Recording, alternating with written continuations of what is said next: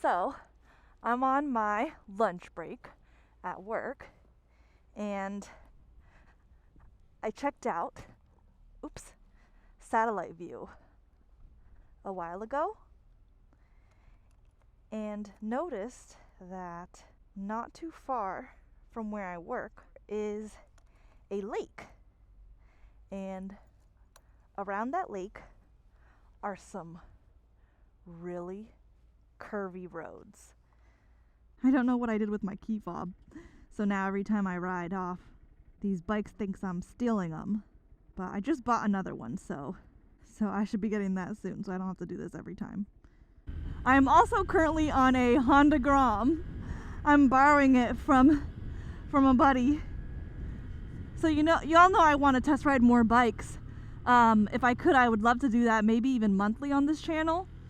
And one of you watching messaged me and said that he has 4 bikes, just got in an accident, so unable to ride them, as it's kind of painful for him right now. And his Honda Grom especially has gotten the least miles, so he's letting me borrow it while he's healing up. I thought it was just going to be for a week, but he said if I wanted to do longer, I could, so that's pretty cool. So thank you, Jay, so much. I'll be doing a review video on that. I'm not sure when exactly, but that should be coming up soon. Come on, Grubby! I haven't been riding on the highway to work because this tops out at 62 miles per hour and people on the highway are going like 80. So I took a back road today to get to work. Okay, so I'm gonna wait until I get to that pretty lake and I can talk to you about commuting. Oh, it's $20? Well, that was an impulse decision I would not have made. So I'm doing this video with Lolly. She commutes up north. So she has some tips that might be more helpful to the rest of you. So I'm going to link to her video down below and at the end. Okay, so commuting. I recently started commuting on my bike. Not this bike. Today, this is my first day on this Honda Grom. I recently started commuting on my Triumph Triple R earlier this year. Originally why are you walking in the social distance probably? Originally just because I had started to take this channel more seriously. So a full-time job in addition to treating this channel more than just a hobby, that was taking up a lot of time. So I was running out of time to ride on the weekends. I used to ride in the mountains almost every week when I first started riding. It's a whole day thing because it's about 2 hours from where I live. So I hadn't been able to do that, and I really wanted to keep riding. And for 4 years of riding, I hadn't commuted. So I had a lot of reasons as to why I didn't think commuting on my bike would work. But I found that I was able to basically nullify all those reasons. And I'm sure you might be thinking of those reasons too as to why maybe you haven't started riding or why you haven't started commuting. I want to share that with you and hopefully it helps. So one of the things I was worried about is that I would have difficulty coming to work and still looking professional. My work it's pretty business casual, like I can wear jeans to work, but your appearance does matter there. So I was worried about how was I going to be able to, because normally after a ride I'm a hot mess. Oh, what a pretty lake. I was able to wear I have some Dainese summer mesh pants and they're a little bit big on me. So I was able to wear the pants I had on already under my summer mesh pants. And I would just wear whatever work shirt and sweater I had under my armor jacket. And I would wait to do my makeup on at work. I left some shoes at work, so that was able to lighten the load on my backpack. And then to prevent helmet hair, I have a method where I just basically wear a bun and twist the face framing hairs under my helmet. So I'll put that under either a balaclava if it's cold, or a neck gaiter if it's warmer. And if it's a much longer ride, like when I'm not commuting, I'll use my Racy Baby. Sticking with the neck gaiter mostly because also on my way home from work when I had makeup on, that helped to keep my helmet liner cleaner. Future Doodle is interrupting this current past Doodle for an announcement. If you've been following me on Instagram or my community tab, you'll know that I've been designing a neck gaiter, had you all vote on it, and just launched it a few days ago.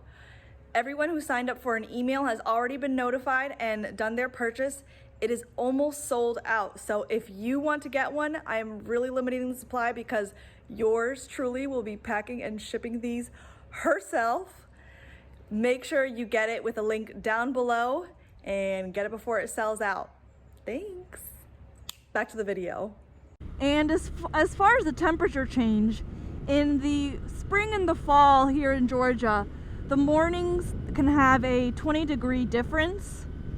So the tricky part with that was how do I dress on the bike and for work for that temperature change?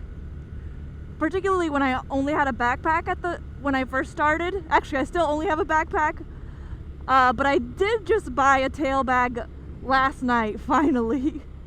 I do have a heated vest, so that was a huge help for me because I need that pretty much at 55 or cold, 55 degrees Fahrenheit or colder. And I have battery powered heated gloves, so that was a huge help in the morning rides too. And in the afternoon, sometimes that I would need battery powered gloves in the morning and summer gloves on the evening ride home. So sometimes I would bring multiple pairs of gloves, and my heated vest would go into my backpack after that.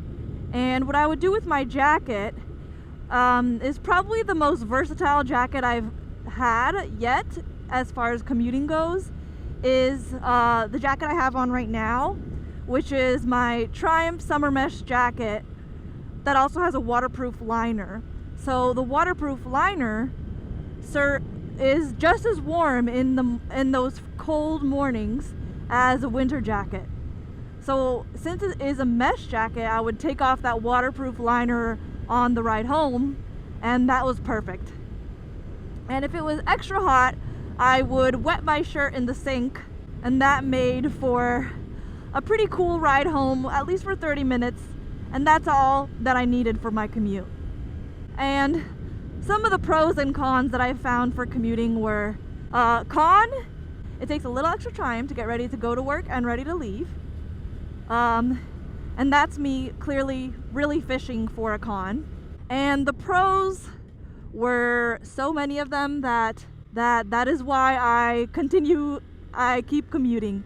And I want to do whatever I can to gear up so that I can commute all year round. And that is that if you feel exhausted from going to the office, if you feel like you're just kind of getting overworked, bored and monotonous, and just kind of like something in you is kind of dying because all you do is work, you may need some coffee, or you just may need to start commuting.